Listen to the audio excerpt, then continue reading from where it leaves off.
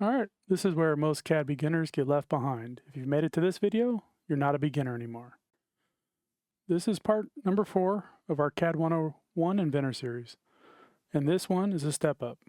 We're taking everything you've learned, sketches, dimensions, extrudes, and now we're building a full shaft flange part using real engineering techniques. And if you came here from one of my shorts, yeah, this is how those clean professional parts actually get made. In this video, we're doing something next level. We're inserting an image and tracing it to build a revolve profile, adding threads to the shaft, creating a counterbore hole from the backside, and laying out a 7-hole pattern using construction geometry and angle dimensions. And here's where it gets even better. We're going to use a section view to actually look inside the part and compare it to a real drawing. That's real engineering workflow right there. So if you're ready to level up from basic extrudes, let's build this thing. All right, before we jump into Inventor, we're going to take a look at our part that we're going to make. So this is our fourth and final part for this assignment. It's essentially a challenge. So we're leveling up from simple circles and square extrudes to a relatively complicated piece for this assignment. So we've got circular patterns, we've got holes, we've got threads, all sorts of good stuff. So feel free to take your screenshot of this part. One call out is this thread measurement that's handwritten here is actually wrong. So it's still the same diameter, 0.625. It's a UNC, but instead of a .20 or -24 3A, it should be a -11 2A. So when we get into Inventor and make this, you'll see if we sketch this correctly, that will be what Inventor defaults to as the UNC-11 2A. And one of the things we're going to work on in this part are using construction and reference images and lines. So before we move over to Inventor, I'm going to show you what I have my students in class do whenever we have something a little bit more complicated like this. So we're on a Windows PC. We're going to use snipping tool. I have my students pin this to the taskbar so it's always available. And we're going to take a screenshot or a snip of this side view. Oh, should have got all of it. Not really worried about the dimensions in the screenshot. I just want this for the overall geometry that we're going to be sketching here momentarily. All right, we are in Inventor now. So my first thing I'm going to do is I'm going to import this image into my workspace. So the way we do this is here in Inventor, we're going to go up to, where are you at? It's in Sketch Tools, that's why. Every CAD is a little bit different, so we're going to start by sketching this on a side view since it sits flat on the table when it's done, based off of the isometric drawing in our assembly sheet. We're going to sketch this on the XY plane. And so right here, so we've been mainly over here on the create, a little bit in the modifying constraints, but way over here we've got insert, and up here we've got insert image. And so this is my part. You can see the little preview. So I'm going to go ahead and open it. And now it's got a square asking me where do I want to put this. We'll zoom out a little bit. I basically kind of want to line it up over here in the XY. We can move it after the fact. And then I'm going to go ahead and finish this. Finish that sketch. So sketch is there. And the reason why I do that is I don't want that sketch to live in here permanently. So I want it in its own separate sketch that I'm going to end up tracing in sketch number 2.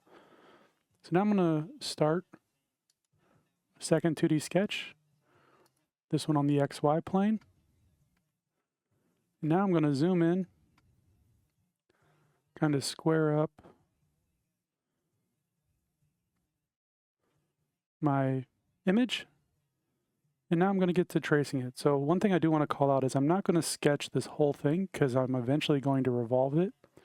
So I'm just going to sketch it right down here to the middle line. So if you see this center line here, I'm going to, for the start, I'm going to make that a solid line, and I'm just going to make the top half, so kind of this stair step.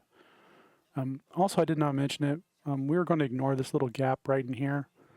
Our drawing that we've got out of our textbook does not have dimensions for this. And it's really about where does the depth of the thread start. But for our lesson here, we're not as worried about that. So we're going to ignore that, and we're just going to have a straight line right across the top. So since we're making a stair step that's a bunch of lines, we're going to use the line tool. I'm going to start by making my line straight across, up, over, up, over, up, over, up, over, complete my shape. There we go. Looks like I actually somehow missed connecting one of these. So we're going to complete this shape right there. Not a great job of drawing that, but we're going to clean that up in here in just a second. So I'm going to click finish. I'm going to go back in, and so over here in my tree I've got sketch 1 and sketch 2. You notice sketch 1 has a plus. That's where my image resides. So I'm going to go ahead and right click on sketch 1 and delete it. And now I'm just left with my overall geometry for this part. So now I'm going to go back in. I'm going to double click on my tree on sketch 2 to go back in and start editing that. So there's some things we need to clean up because I did a pretty quick and rough job of sketching this. I'm going to show all of my constraints. So this button right here, show constraints. And I'm going to click all my lines. I just want to bring things back so I know what I need to constrain versus what I don't need to do anymore. All right. So I've got some perpendicular lines here, so good. We did make some that were good 90-degree angles. We've got a couple that don't have it, so we're going to clean those up as well. First things first, I need to do a coincident constraint. I did not connect these dots properly here on my edge. So that end and that end are the same. Perfect. I do want to make this a vertical line. So I use my vertical constraint.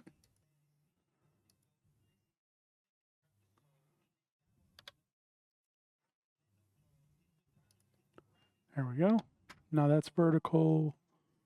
We've got a horizontal, perpendiculars. We've got some parallels going on. Last one, you might already have it in there baked in the background, but we're just going to do it just to do it.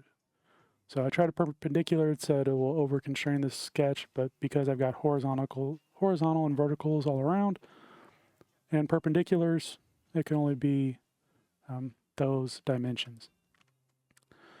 Last but not least, since I did not start the sketch on the origin, I'm going to do the coincident constraint on this lower right-hand dot, and I'm going to coincident it to the origin.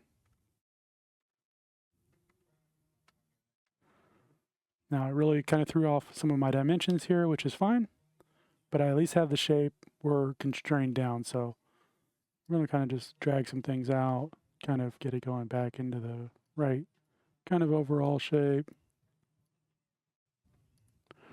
And now we're going to start dimensioning things. And I'm going to start from the top and work my way down. Or, yeah, I'll actually start from the left over here. So the overall height of this part, so left clicking on the height, dragging it out. This comes from the diameter of the circle. So diameter of the circle is 2.780. We're talking about radius here, so we're going to divide that by 2.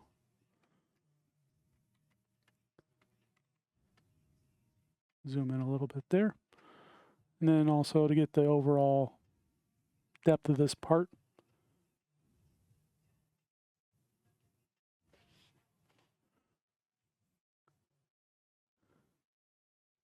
in this case, the overall depth of this part is 2.200. And we're going to leave that hole because this came from the sketch that we just got rid of. But basically it's from here to here. You can kind of see the dimension line here, and there's another one comes off here. And on our drawing, it's listed way at the top. And that's 2.200. There we go. All right. This line here is 0.270 from this line to this dot. This one is written on the very bottom of our sheet. This is 0.850 from this dot to this edge. That one is 1.500.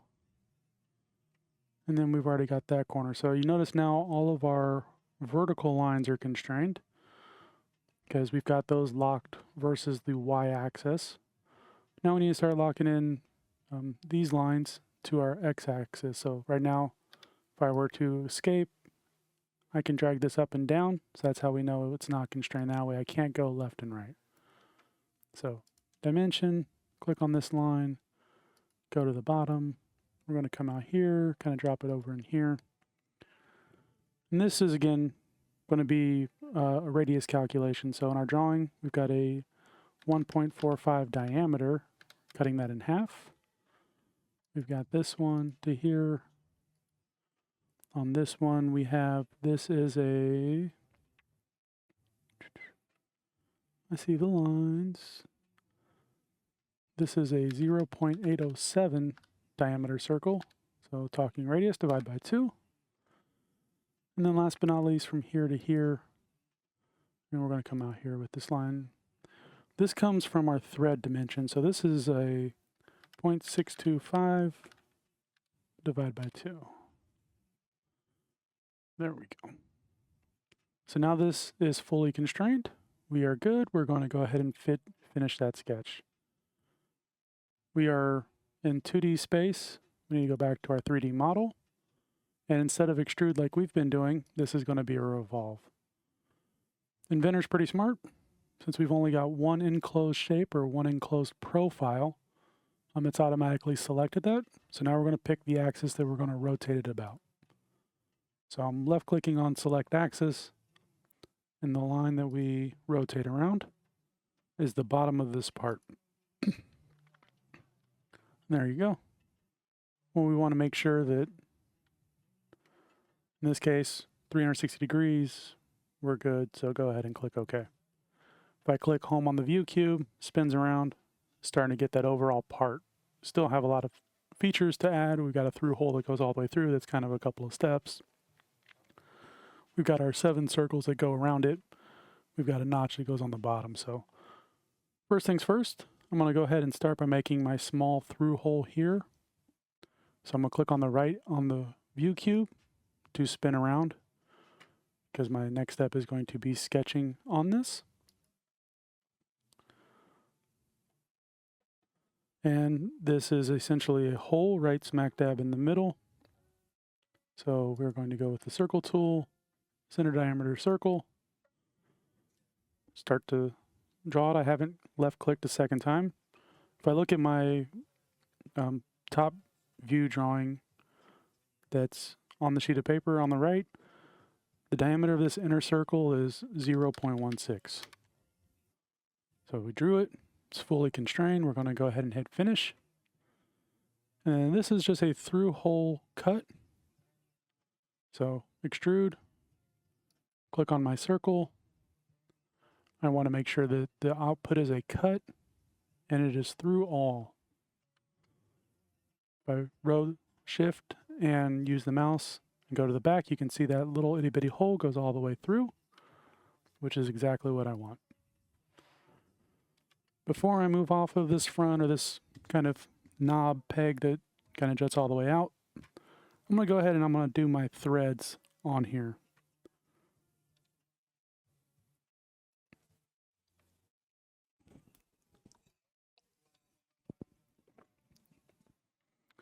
All right, to create threads, it's actually a modify tool. So we're going to modify the outside of this to have threads. So not really create, it's modify. And when I left click on the part that I want to add threads to, you'll notice it automatically picks the surface. Obviously I clicked on it. It's telling me ANSI is the type. Because my dimensions on that circle were made to be 0.625, it's automatically selected that. It's telling me the designation for my thread types are a 5/8 and then a -11 UNC. So remember I said that that's actually what it should be. If we click the drop down, these are all the different thread types that are out there. And so the only UNC is a -11. So the one that is a -24 that's on the paper is completely wrong. The only -24 is a UNEF, and we don't deal with UNEF in this class at all. You'll see UNCs and UNFs. And then the class is 2A. So everything came in by default because of the way we sketched and dimensioned that part to begin with. So we can go ahead and click OK. If you've got a slower computer, you can try unchecking display thread and model. That actually kind of removes it from the view, but they're there. I like the way it looks, so we're going to go ahead and click OK. So there we go. There's our part with our thread on it now. Now we're going to work on that inside hole. So if we go back to our section view, we've now got the overall shape. We've got this small little hole right here, but we've got it going all the way through, which is fine. We're going to now start working on this counterbore screw on this side. And we've also done the threads over here, so we're starting to really get this one done. We're going to spin our view cube to see the left side, and we're going to be sketching right here on this part. So we're going to start a 2D sketch right here on the back.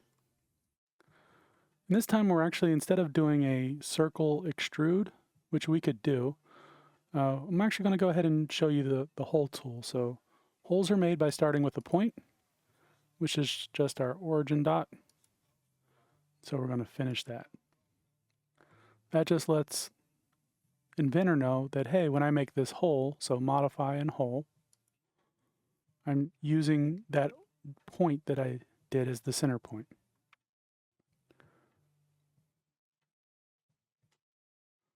We get a lot of pop-up information here, so I'm actually going to take a snag out of this and blow this up to make this kind of big on the screen for you all.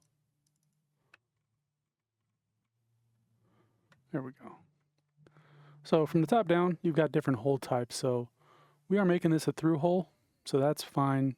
Sometimes you've got clearance holes, stepped holes, you've got countersunk holes, but in this case, we're just going to do a simple through hole because we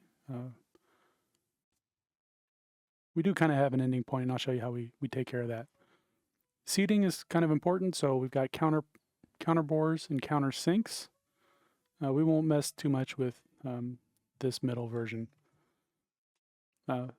We do want to have the termination selected here. This is how we get the depth or the end of our hole. If we did a through all, it would just go an infinite, and then we've got a 2. So if we had a flat face that we wanted to stop the hole at, we could do that. Direction, we've seen that a bunch of times. Drill points, we want flat on the bottom. That's what our part looks like. But sometimes you'll use that V kind of chiseled. And then you've got some more specialty ones here that we're not worried about. And then we've got a whole bunch of dimensions here. So we're going to use that when we make this. So let's go back to Inventor and kind of get into this. So again, we got a simple hole that's a counterbore distance.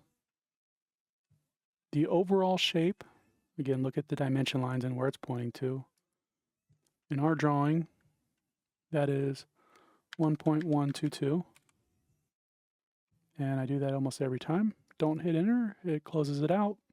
If you do that like I just did, just double click over here in the tree to reopen that text box and be able to start editing the text.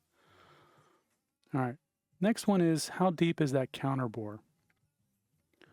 So we need to look at our sketch and see what kind of information we've got. And we've got that it's 0.24. So you would type that in there. I've actually done this part already, so all of my numbers are kind of pre-populated. Again, Inventor's pretty smart. It remembers kind of the last one you did, and it assumes that, hey, you probably might be making the same one. even if it's in a different part, different file. So this one here, the depth of this, 0.24. The overall depth of the hole from the beginning or the outside of the surface to the bottom.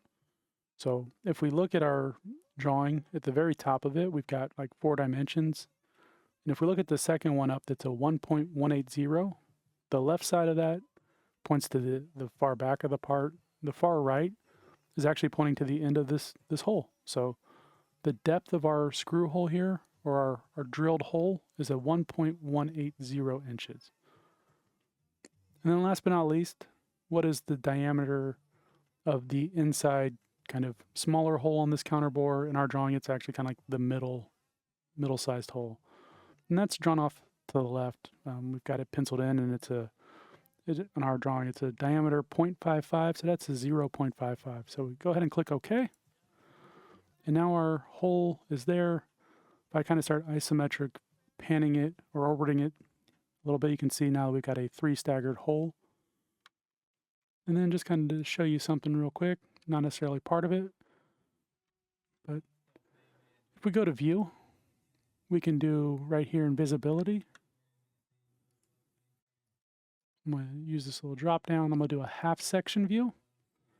I'm going to go over here to the browser, and I'm going to click on the XY plane to basically cut my part in half.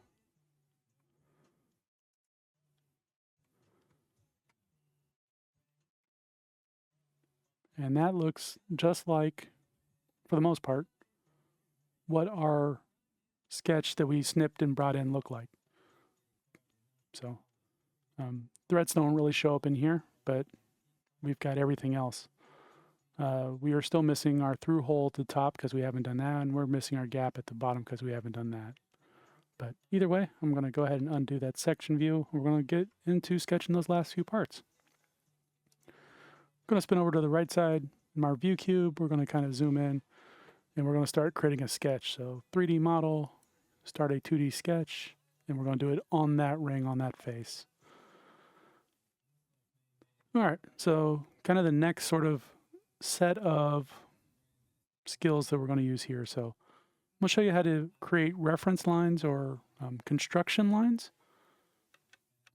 So right here, there's a button that has a couple of like red lines. Looks kind of like a poorly drawn airplane in my opinion, but hey, we're going to go with that. We're going to pick the line tool. I'm going to use the drop down, and I'm going to do a midpoint line. And so I'm going to start here at the origin. And as I go up,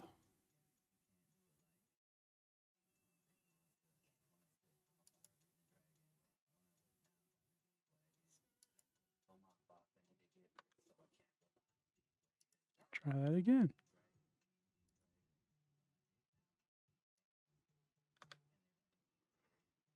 All right.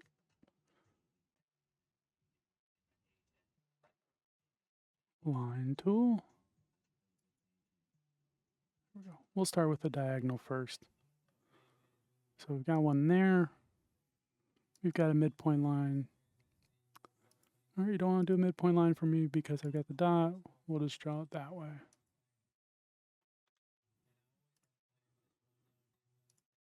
More than one way to skin a cat, huh? All right, and we need one more. This one I can do as a midpoint because it likes it because it's not along the X or the Y axis. Perfect. So the purpose of these lines, you'll notice they are dotted or dashed. They don't really pertain to the geometry, but we can use them to set things up, dimension things, use them as reference points, etc., etc. I want one more. I'm going to do a center diameter circle from the origin. That's a construction line as well. And this is going to be where are the center marks or center spots of all of our 7 circles. So in this case, in our drawing, it tells us this is 2.156 inches. All right. Now we can undo construction up here. We're just going to left click on that again to get out of it. And I'm going to start first by making my first hole all the way up here at the very top where these intersect. So I'm just going to draw my circle, hopefully. There we go. And our 7 circles are all 0.25 diameter. There we go.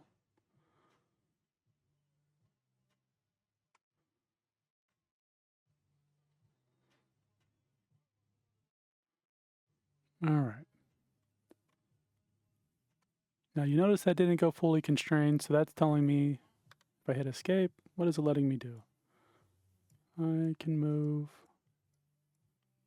It's telling me 10 dimensions need constraint, so let's go ahead and start dimensioning out all of these construction lines that I've got. So we've got some horizontal ones. We need to make sure that's horizontal. We need to make sure this one's vertical. Perfect. Now we're going to do angle dimensions between the construction lines. So if I left click on this one, left click on this one, it realizes, hey, they're not parallel. So what is the angle between them? And all of these are at 45 degrees.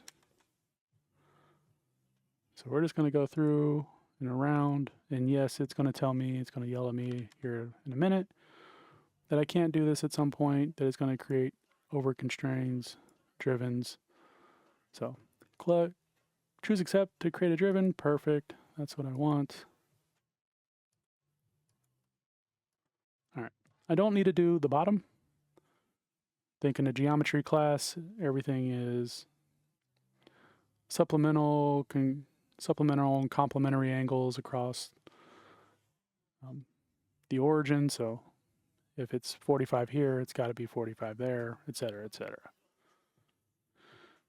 All right, let's see, what do we got? We've got dimensions. We're going to coincident, which it should have, but maybe it didn't. The center of our circle on that line, yep, already exists. Let's bring our constraints out here.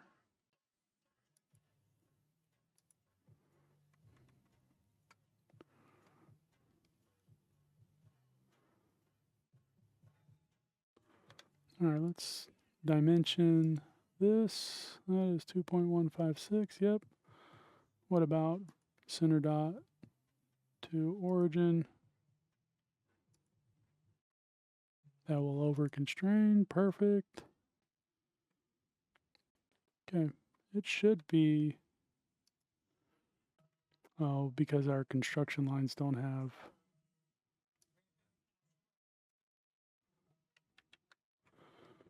all right, we want to coincident that construction line to the origin, coincident that construction line to the origin. All right, still trying to be difficult and tell me what, we've got 6 that are not constrained at this point, but really, more importantly, my circle is now constrained. That's what I wanted to see. All right. So what we end up with in this drawing is we end up with 7 holes. Each one of them is at these intersection points. If we were in a machining shop, we would actually just create the circles and put them at those midpoints, which we could do. But here in CAD world, we've got circular pattern. So our geometry is that circle. Our axis is the origin. Our count of them, we're actually going to put 8 because it's doing this symmetrically. In the grand scheme of things, I'm not going to extrude this hole because instead at this point we've got a notch, and I'll show you what we end up doing with that. So I'm going to go ahead and click OK.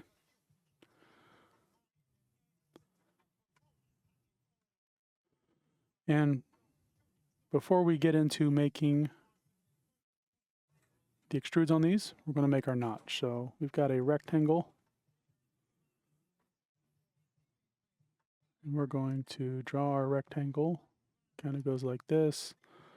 Not really worried about dimensions when I sketch it. I just kind of wanted it to be the rough shape. We've got auto constraints going on here. We're parallel, we're perpendicular, all those fun things. We've got horizontal lines, exactly what we need. So we're going to dimension this. So from edge to edge, this notch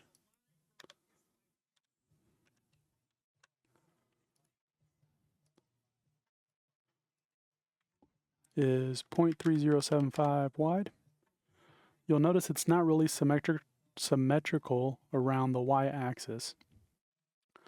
So up here in constraint land, we have one that says symmetric. So if we left click the left wall, we left click the right wall, and then we left click the origin, it moves them to where that distance between them is symmetrical. So it's a 3-click constraint. We're almost fully constrained at this point. So now we need to dimension this top purple line to the origin.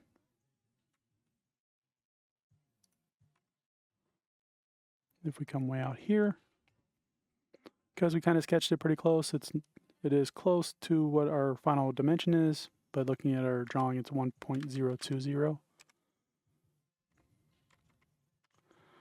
Now, because we like being fully constrained,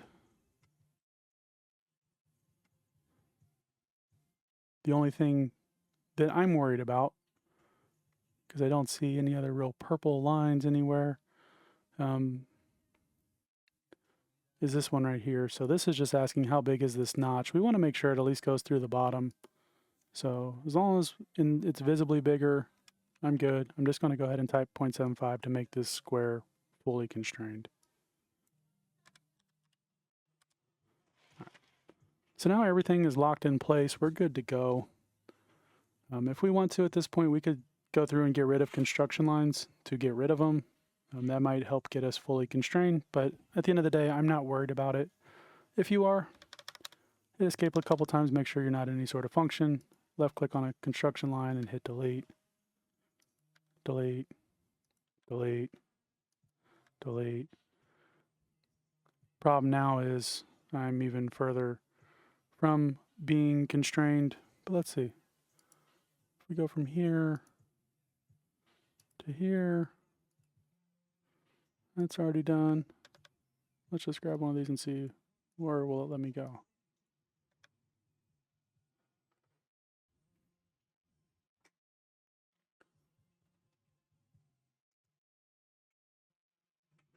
Dimension between the two holes. Oh. So we're just going to go ahead and undo the deletes to at least get those lines back in there.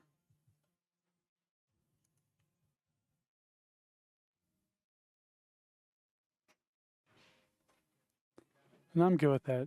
All of my geometry is fully constrained. I'm going to go ahead and hit finish. It's not just a matter of cutting, doing the extrudes to get those parts in. So we're going to extrude. We're going to pick the 7 circles that we want to keep.